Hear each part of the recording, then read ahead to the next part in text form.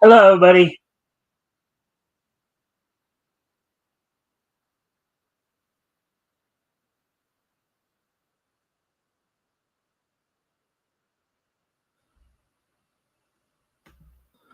All right, so welcome to the Mikestand. Today is um,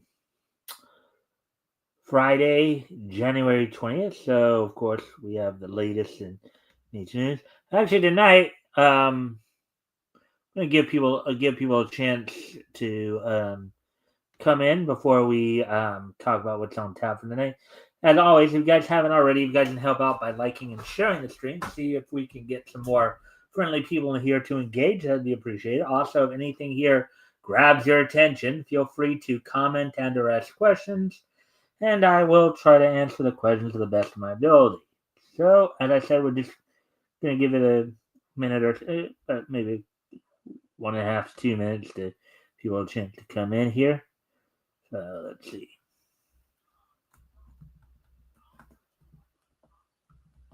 Deep as darkest Africa, Africa. Who's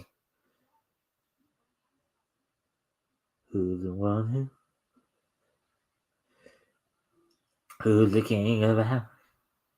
Kimba White Lion is his name. So it looks like we have people in here then.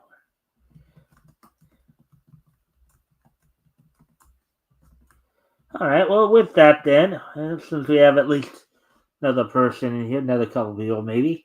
Um, Here's what's on tap for tonight. So tonight, um, I'm gonna go ahead and I'm gonna go over a portion of Rankin Bass history. Some of you may remember them from the work they did on,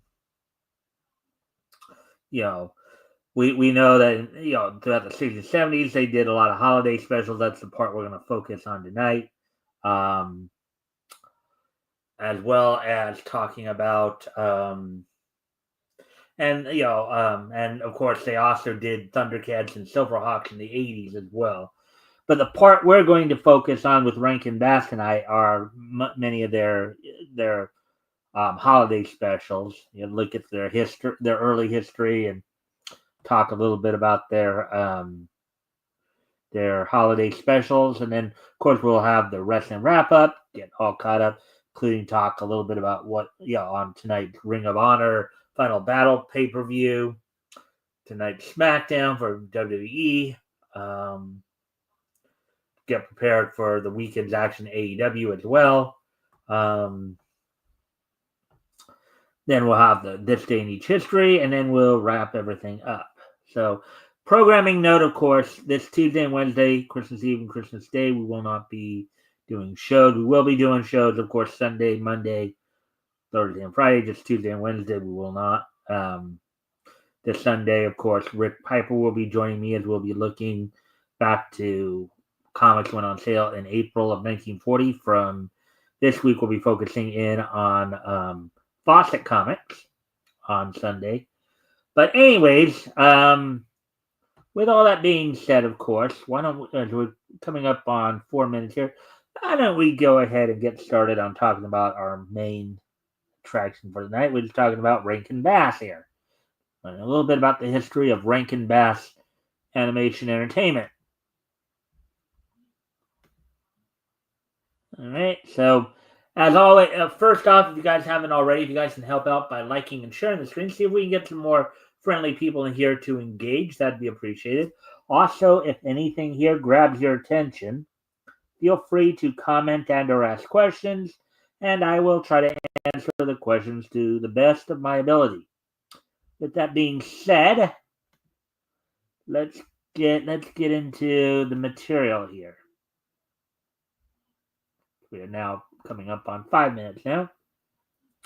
All right, so Rankin Bass Animated Entertainment, founded and formerly known as Videocraft International Limited and Rankin Bass Productions Incorporated, was an American production company located in New York City. It was known for its seasonal television specials, usually done in stop motion animation. Mm-hmm. Um, Rankin Bass's stop-motion productions are recognizable by their visual style of doll-like characters and spheroid body parts, um, and ubiquitous powdery snow using an animation technique called animagic. There was actually an anime convention also called that. So, formerly Videocraft International from 1960 to 1968, officially till 1974, and then Rankin Bass Productions from 1968 to 1983. Of course, the founders were Arthur Rankin Jr. and Jules Bass. Went defunct in the company itself went defunct in 1987. Partnership went defunct in 2002. So, anyways, let's go back to this then. Nearly all of the studio's animation was outsourced to Japanese animation companies such as Toei Animation, MOM Production, Mushi Productions, and Topcraft. Rankin Bass was one of the first Western studios to outsource their low-budget animated television and film productions animation studios in foreign countries. The others that already practiced animation outsourcing include Total Television. Total Television is, of course, the company that gave us like Underdog, Tennessee Tuxedo and his Tales, King Leonardo and his Short Subjects, and King Feature Syndicate TV, which, of course, was the company that gave us Popeye the Sailor Man in the 1960s. In New York City, and Hanna-Barbera and J. Ward Productions in Los Angeles, California. Hanna-Barbera, everybody knows, that's like Yogi Bear and that crew. And then J. Ward Productions, I believe, George of the Jungle, and I think possibly as well Rocky and Bullwinkle from there. All right, so there's the basics. Let's get into the history of the company now, or at least the earlier history, of course. Like I said, if anything here grabs your attention, feel free to comment and or ask questions, and we'll try to answer. And I'll try to answer the questions to the best of my ability. All right, so history. The company was founded in New York City by Arthur Rankin Jr. and Jules Bass on September 14th, 1960, as Videocraft International Limited. The majority of Rankin Bass work, including all of their quote-unquote animagic stop-motion productions, which they were well known for, were created in Tokyo, Japan. Throughout the 1960s, the animagic productions were headed by Japanese stop-motion animator Tadahito Mochinaga at his studio, MOM Production, or MOM Production. He was credited for his supervision as Tad Mochinaga.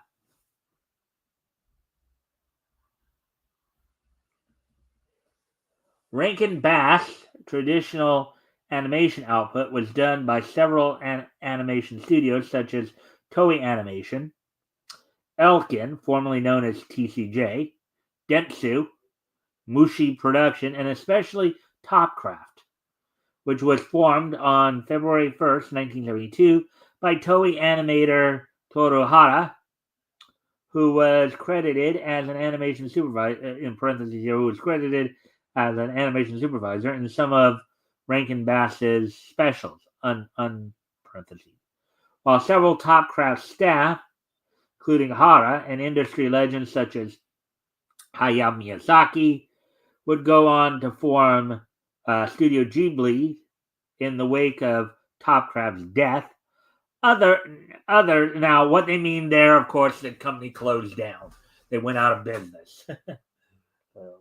Just in case we want to make that pretty clear.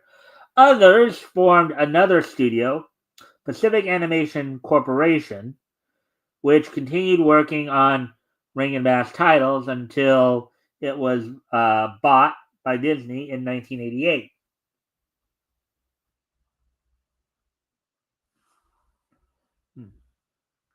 See if anybody's saying anything. No, not yet. All right. Guys, feel free to comment and or ask questions if anything grabs your attention. Try to answer the questions to the best of my ability. All right. So, in addition to the quote unquote name talent that provided the narration for the specials, Rankin Bass, notably, of course, Burl Ives, I think was one. And in one of the later Frosty the Snowman Returns, I think Andy Griffith was brought in to do that. I think let's see. Rankin Bass had its own company of voice actors. For the studio's early work, this group was based in Toronto, Ontario, where recording was supervised by veteran CBC announcer Bernard Cowan. Bernard Cowan, who of course did quite a bit of work. I remember his credit being on the Grantway Lawrence production Spider-Man cartoon. The Canadian group included actors such as Paul Soles, Larry D. Mann, and Carl Bonas. Paul Soles was the guy who voiced Spider-Man in the 1967 Spider-Man animation series from Grantway Lawrence Productions. Larry D. Mann, I think he's been in a few things. Maury Lewis served as musical director for almost all of the animated films and television programs. Romeo Mueller was another consistent contributor, serving as screenwriter for many of Rankin Bass' best known productions, including Rudolph the Red-Nosed Reindeer in 1964, The Little Drummer Boy in 1968, and Frosty the Snowman in 1969. Now, Frosty was a full-on animation. The other two were more the stop motion stuff that they talked about. Just if you guys remember. Let's see. All right, so let's see. Continuing on, then the output for Rankin Bass here. One of the Videocraft's first projects was an independently produced television series in 1960, The New Adventures of Pinocchio, based on the Italian author Carlo Collodi's 1883 novel, The Adventures of Pinocchio, and featuring Animagic. This is one of Videocraft's first projects. A stop-motion animation process using figurines or puppets, and a process already pioneered by George Powell's Puppet Tunes and Art Cloakley's Gumby and Davy and Goliath. You guys might remember the Davy and Goliath. I think both of those, Gumby and Davy and Goliath, were both in syndication. Davy and Goliath would later go on to be featured on like CBN and TBN, I believe, for a while there. Gumby was syndicated well into the 80s. So, managed by Mochinaga and his MOM production staffers for Videocraft with Dentsu. This was followed by another independently produced series in 1961, Tales of the Wizard of Oz, Videocraft's adaptation of the 1900 novel The Wonderful Wizard of Oz by L. Frank Baum, as well as the first production to use traditional cell animation. Unlike many of Rankin Bass' works, Tales of the Wizard of Oz was animated by Crawley Films in Ottawa, headed by F.R. Crawley. The Rudolph era. This is the part where we're going to probably get most into, because of course this is the thing, especially with the time of year we're in. It's probably, I'm sure, most of us have over the years seen, if not all of us, seen one of these Rankin Bass holiday specials at least one time. Rudolph, Frosty, and all that. So I know Here Comes Santa Claus was another one. So let's continue on here. Of course, they have as a main article Rudolph the Red-Nosed Reindeer TV special. So one of the mainstays of the businesses in the Rudolph era was holiday-themed animated specials for airing on American television. In 1964, the company produced. Now, think about that. That 1964. That's 60 years ago today. That's 60 years ago. Because we're in 2024. So for the past 60 years, around the holiday season, you can click on and catch a Rankin Bass showing of Rudolph the Red-Nosed Reindeer. In 1964, the company produced a special for NBC and sponsored General Electric, later owner of NBC. It was a stop-motion animated adaptation of Robert L. May's 1939 story, Rudolph the Red-Nosed Reindeer, and the 1949 song it inspired. Rudolph the Red-Nosed Reindeer, written by May's brother-in-law, Johnny Marks.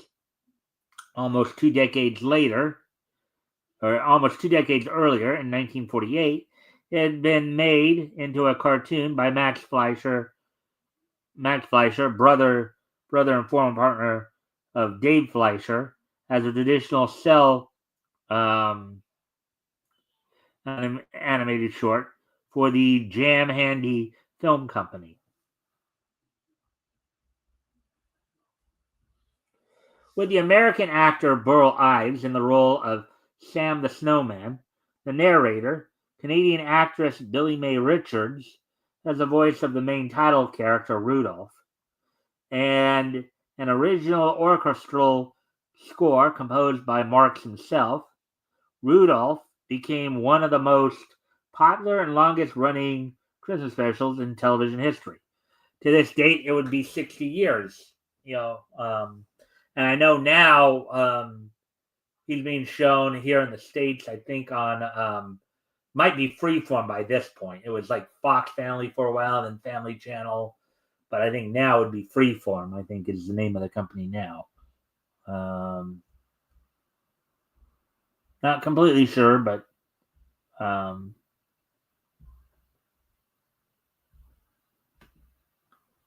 let's see.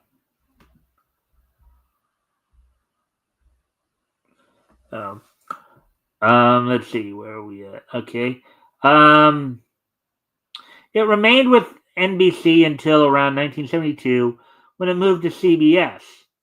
In 2019, for its 55th anniversary, the special was also aired on Freeform as part of the 25 Days of Christmas programming block. The 25 Days of Christmas originally started, of course, on when Freeform was still Family Channel. Although it continued to air on CBS under a separate license with Universal. But in 2024, it came back to NBC for its 60th anniversary. The special contained 7 original songs. In 1965, a new song was filmed in Animagic to replace, quote, "We're a Couple of Misfits," unquote, titled Fame and Fortune.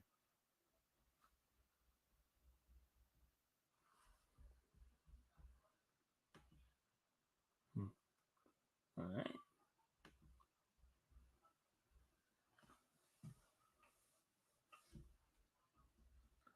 The success of Rudolph led to numerous other Christmas specials. The first was The Cricket and the Hearth in 1967, with 2 live-action announcements by Danny Thomas, continuity and character designs by Don Duga and Paul Coker, and animation by Jiro Yanase's TCJ, followed by the 1968 Thanksgiving special, The Mouse on the Mayflower, told by Tennessee Ernie Ford, and animated by Kenzo Masaoka, Sanai Yamamoto, and Yasuji Murata's Toei Animation. Paul Cooker Jr.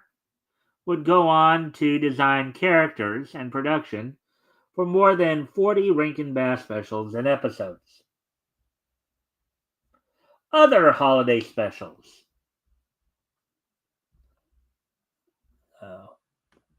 Other holiday specials.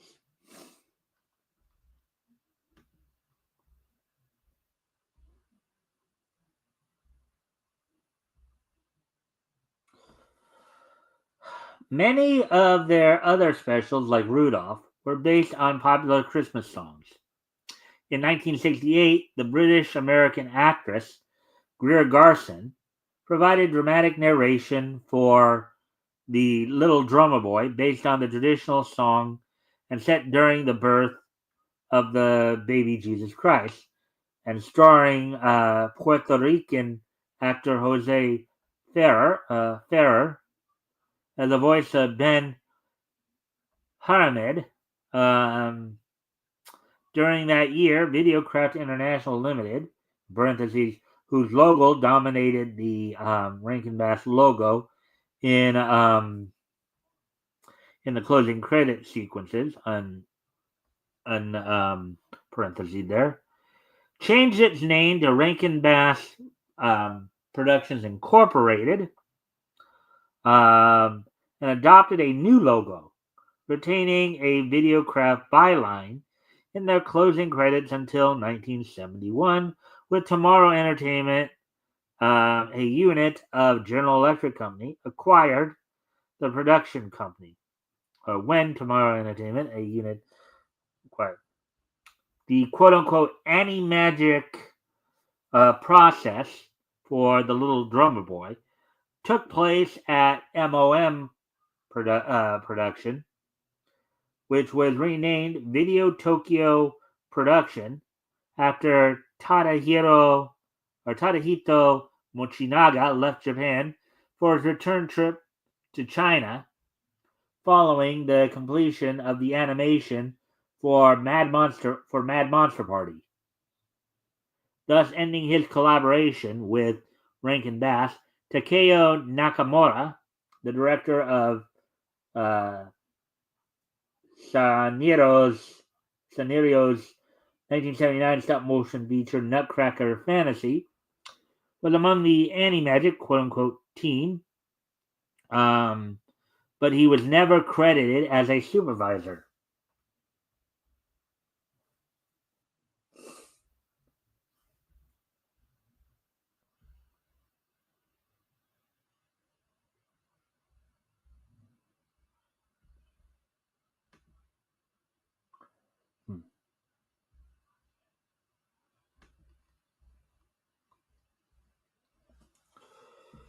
The following year, in 1969, Jimmy Durante sang and told the story of Frosty the Snowman, with Jackie Vernon voicing Frosty.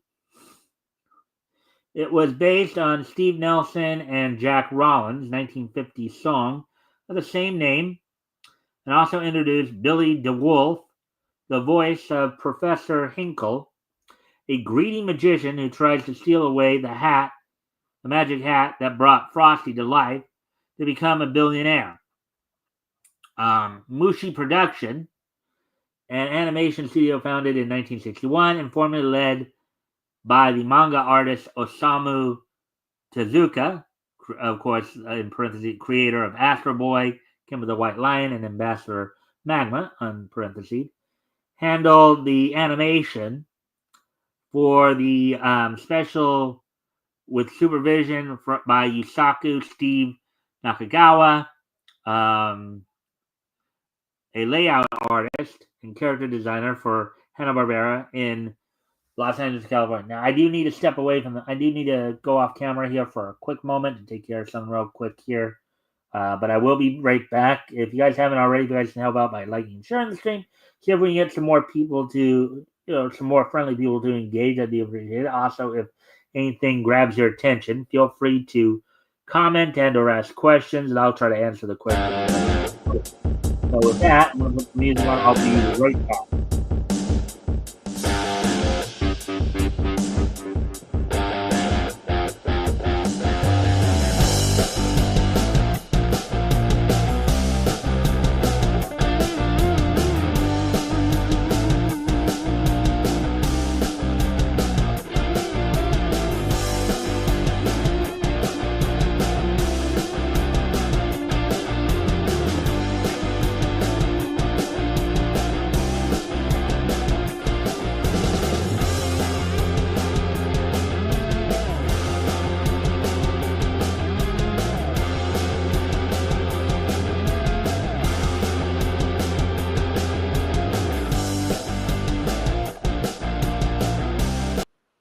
All right, sorry about that. I'm back now. Still.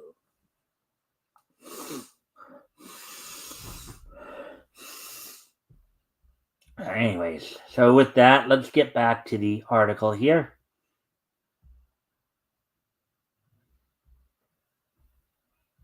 So I can find the cursor, of course.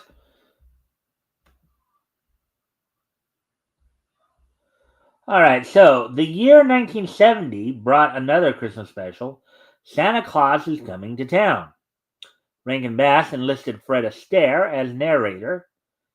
SD, in parentheses, Special Delivery Kluger, a mailman, answering children's questions about Santa Claus and telling his origin story.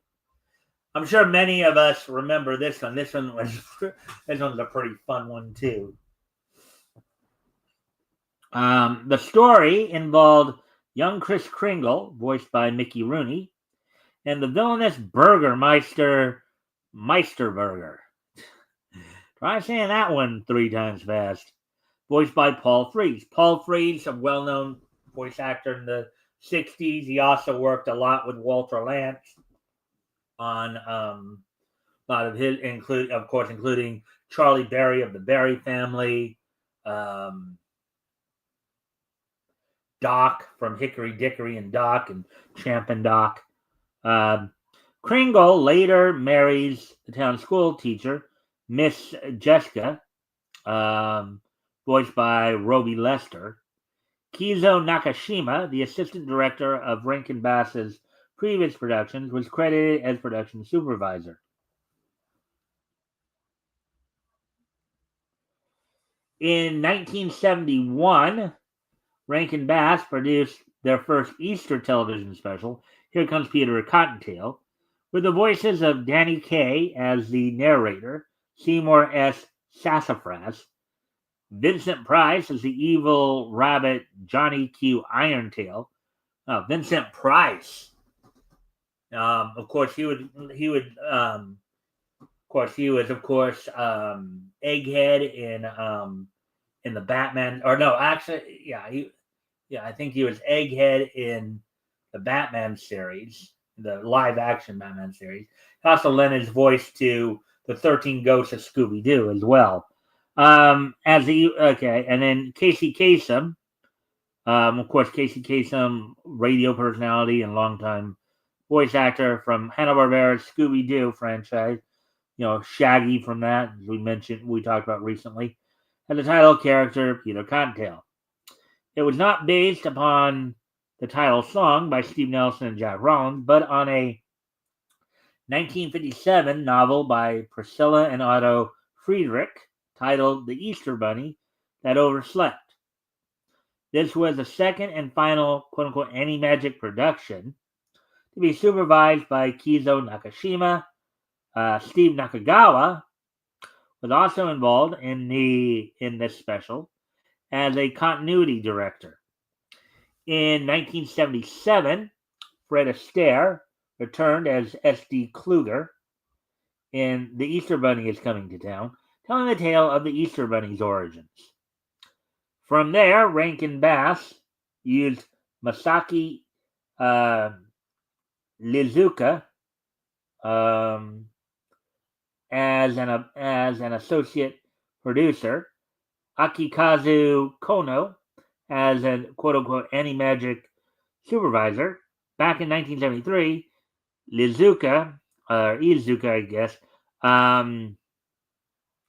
was the production assistant of Marco, a live-action musical film based on the biography of Italian merchant, explorer, and writer Marco Polo, filmed at Toho Company in Tokyo and on location throughout East Asia, featuring Kono's quote-unquote Animagic sequence of the Tree People. Previously, he was met by Rankin during the animation production of the Halloween television special Mad, Mad, Mad Monsters at Mushi Production in 1972 and became an integral part of Rankin Bass for many years.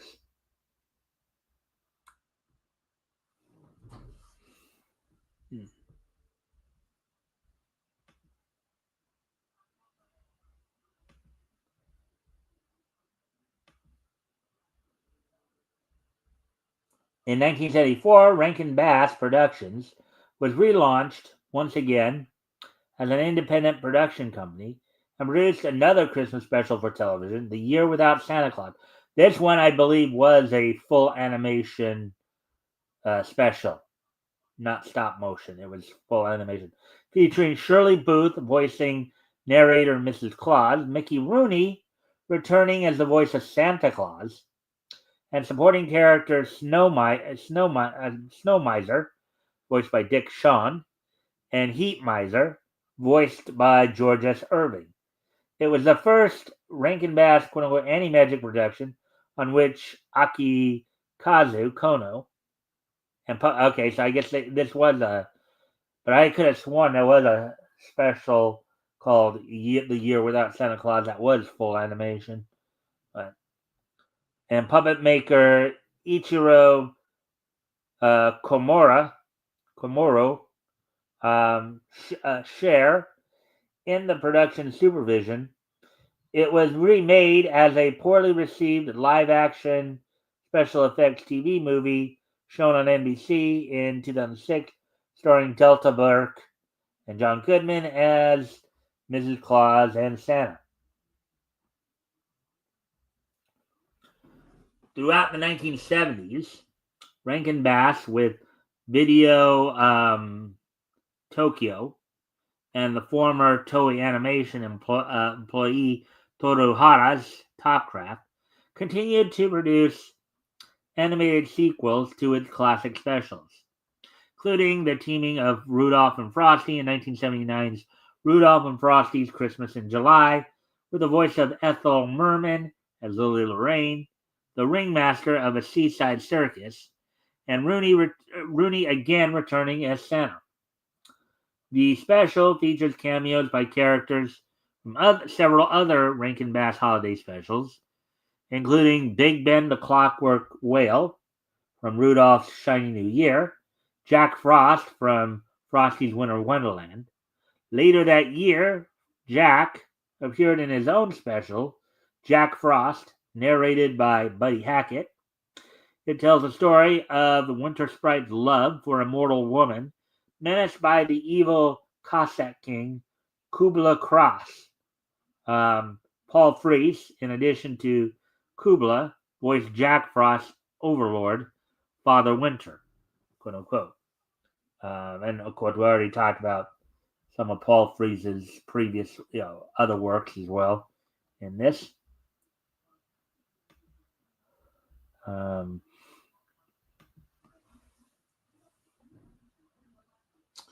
In this special, Jack's voice was performed by Robert Morse, who previously voiced Stuffy in 1976's The First Easter Rabbit, loosely based on Marjorie Williams' The Velveteen Rabbit, and young Ebenezer Scrooge in 1978's The Stingiest Man in Town, based on Charles Dickens' A Christmas Carol. And as everybody knows, A Christmas Carol has been adapted several times by many different media franchises.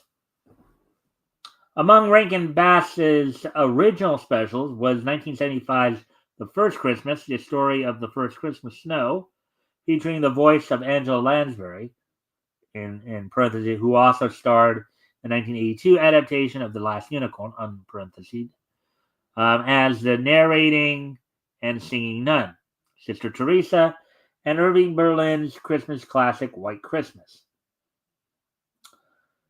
Their final stop-motion style Christmas story was The Life and Adventures of Santa Claus, taken from the L. Frank Baum story of the same name, and released in 1985.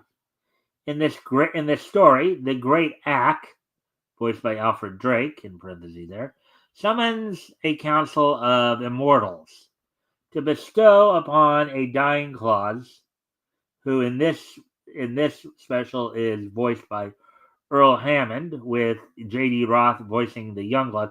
Earl Hammond, I know that the name itself may not sound familiar to you, but if you've watched, of course, Thundercats or Thundercats or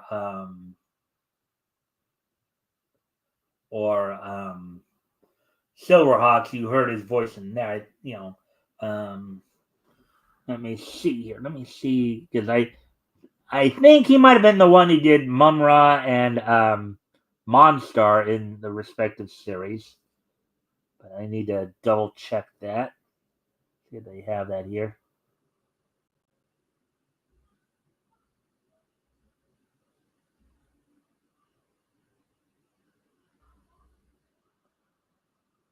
Yeah, he was.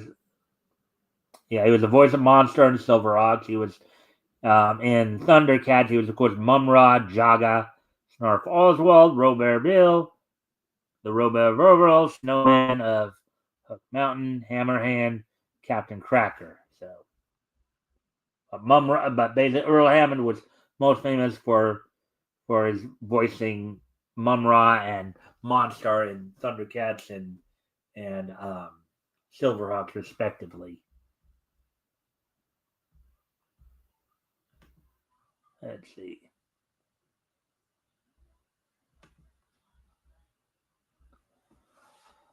All right, so let's see. The mantle of immortality. To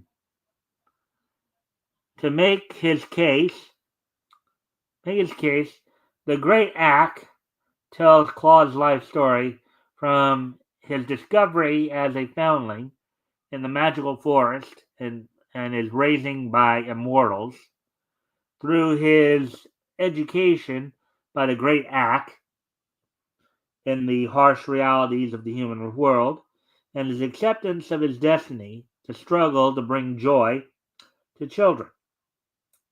This special has recently been released as part of the Warner Brothers Home Entertainment's Warner Archive collection on a double featured disc, and also contains Nestor, the long-eared Christmas donkey, which is often paired with The First Christmas on holiday broadcasts. Many of these specials are still shown seasonally on American television, and some have been released on VHS, Betamax, Laserdisc, DVD, Blu-ray, and digital. All right, so with that, that's all I was going to read on that for tonight. So we made a pretty good chunk of time in that. So we're going to move on, of course, now to the wrestling wrap-up, as there is quite a bit of wrestling news to kind of go over. So primarily, we're going to look first off. We're going to look at Ring of Honor. As tonight, Ring of Honor hosts its final pay-per-view of the year, Final Battle. So let me go pull that up and talk about what you can expect on that tonight. Let's see. Zero. Of course, on tonight, 0 Hour, the pre-show. You saw the Grizzled Young Vets of James Drake and Matt Gibson taking on the Dark Order of Alex Reynolds and John Silver with Evil Uno in their corner. Hanako, who recently came off of a recent attempt to dethrone Mercedes Moné as the New Japan Strong Women's Champion, took on Harley Cameron. The inventory of Carly Bravo and Sean Dean with Shane Taylor and Trish Adora in their corner.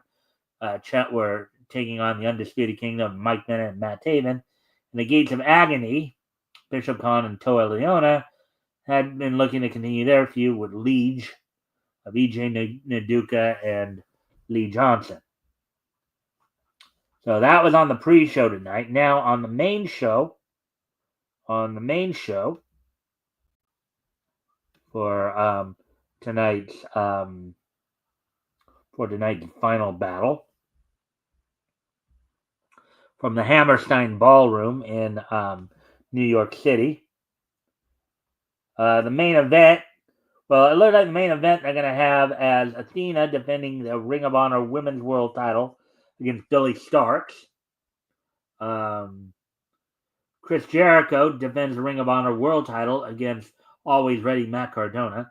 In a double bull rope match, the Sons of Texas of Sammy Guevara and Dustin Rhodes take on the Righteous of Dutch and Vincent. Brian Cage defends the Ring of Honor World Television title in a survival of the fittest 6-way elimination match, pitting himself against Willie Mack, AJ Fox, Mark Davis, Commander, and Blake Christian. Red Velvet defends the Women's World Television title again over Layla Hirsch. Lee Moriarty will have an open challenge. Offers an open challenge to the Ring of Honor Pure title. In a battle of two veterans, Jay Lethal takes on QT Marshall. Katsuyori Shibata takes on the young Tommy Billington, the nephew of the Dynamite Kid, the late Dynamite Kid. And the night is going to be opening up Mansoor of the M&M collection with Mason Madden in his corner, taking on former Ring of Honor World Television Champion Atlantis. And some other sad news too tonight. Rey Mysterio Sr., the uncle of Rey Mysterio Jr., as well as the one who trained not only Rey Mysterio Jr. and Psychosis, but a number of other luchadors, passed away at the age of 66 yesterday. So we'll be talking a little bit more about that in a moment here. But anyways, getting back to so also tonight, WWE, of course, is having its now tonight. SmackDown was taped actually last week from the XL Center in Hartford, Connecticut, so that the superstars could basically have the time off to be with their families.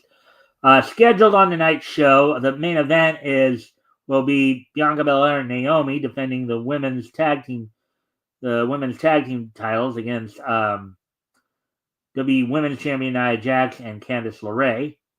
Alex Shelley looks to gain some revenge on one half of DIY with Johnny Gargano. Braun Strowman takes on Carmelo Hayes in a 6-man tag match. The Bloodline members of Jacob Fatu, Solo Sikoa, and Tama Tonga take on the threesome of Andrade, Apollo Crews, and LA Knight. And now this weekend also has a lot of AEW action, as tonight on Rampage, the second night of the Holiday Bash trilogy. The main event will see a Continental Classic Gold League match in which Commander looks to get on the board, as he's taking on Brody King of the House Black. Also on the night, of course, Willow Nightingale looks to continue to build her momentum towards Wrestle Destiny, coming off of her win in the finals over Jamie Hayter. She takes on Harley Cameron tonight on the night show. Action Andretti and Leo Rush, in preparation for their upcoming title shot at Private Party for the AEW World Tag Team title, take on the team of Goldie and Miles Hawkins. And then the opening match of the night sees the Don Callis family members of Ring of Honor World Television Champion Brian Cage teaming with AEW International Champion Konosuke Takeshita, Mark Davis and Powerhouse Hobbs. Of course, this was actually taped. This show was taped on Wednesday, but it'll be shown on Friday. That's why you're gonna see like Brian Cage and Harley Cameron on two separate things in one night, because the Rampage episode was. But there's even more from AEW. As tomorrow night on Collision, I know they as they're looking to wind down as 1 week from tomorrow, of course, AEW will have its World's End pay-per-view, which will be finishing off with the semis and the finals of the Continental Classic happening. As they prepare for that. On tomorrow night's collision, which is referred to as the Christmas collision from the Hammerstein Ballroom.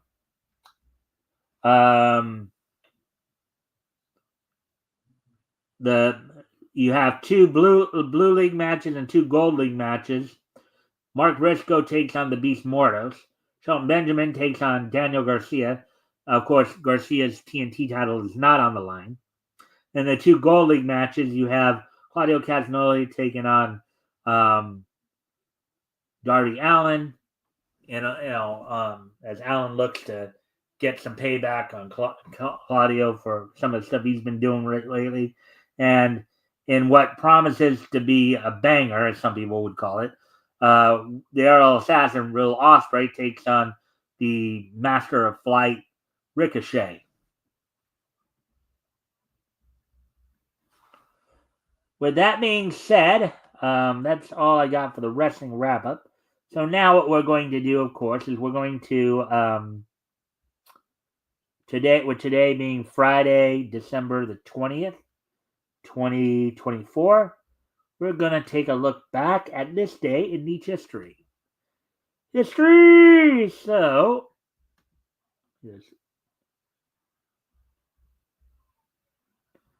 first off, I'm going to head back 25 years ago.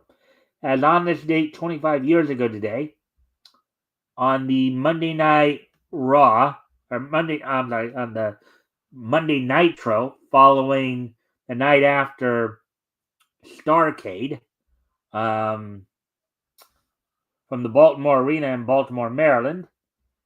You saw in a no-holds-barred match, Jerry Flynn and Tank Abbott go to a no contest. Let's see.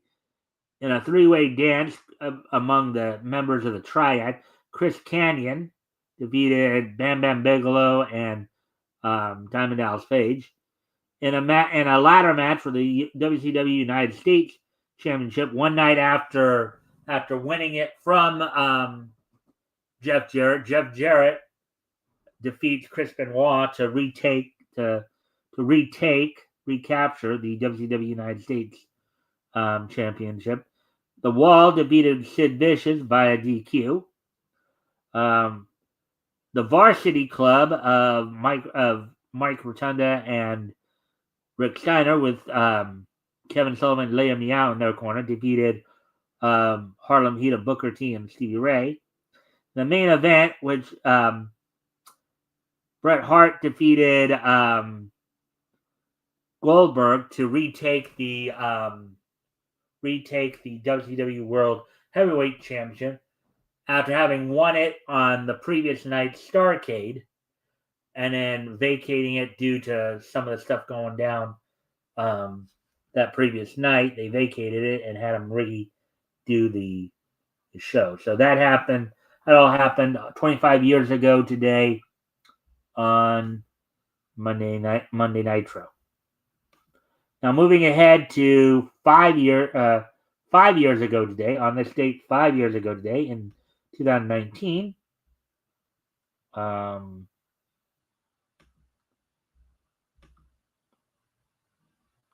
On this date, premiering on Nickelodeon,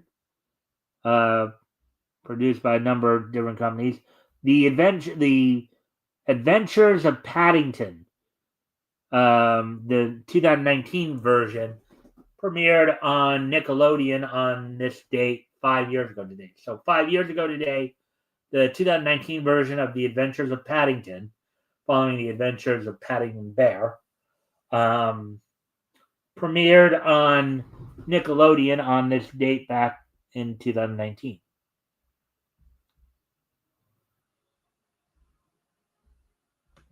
"2019 is just so nice that we're going to hit it twice."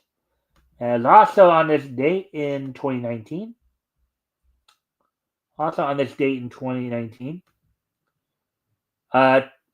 distributed by Toho, Bones' My Hero Academia Heroes Rising, premiered in movie theaters, in Japanese movie theaters on this date 5 years ago today in 2019. So 5 years ago today, Bones is My Hero Academia, Heroes Rising, premiered in Japanese theaters on this date 5 years ago today.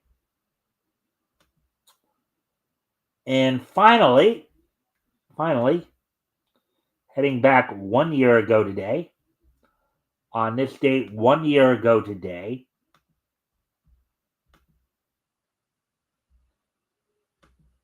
the 320th issue of Becky and Veronica Jumbo Comics Double Digest from Archie Comics went on sale on this date 1 year ago today.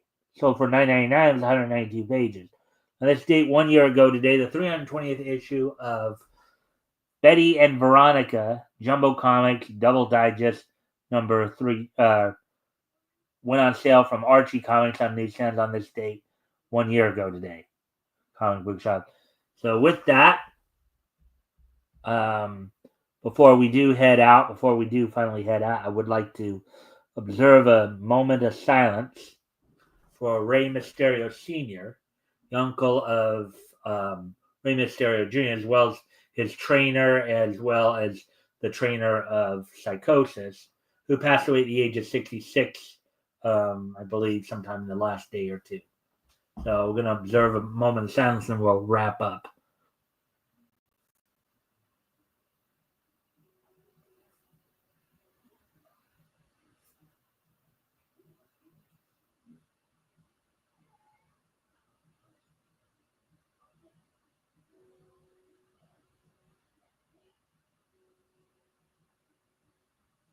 All right. So with that, I thank everybody for being here. I hope you all enjoyed the show. I hope you found it informative.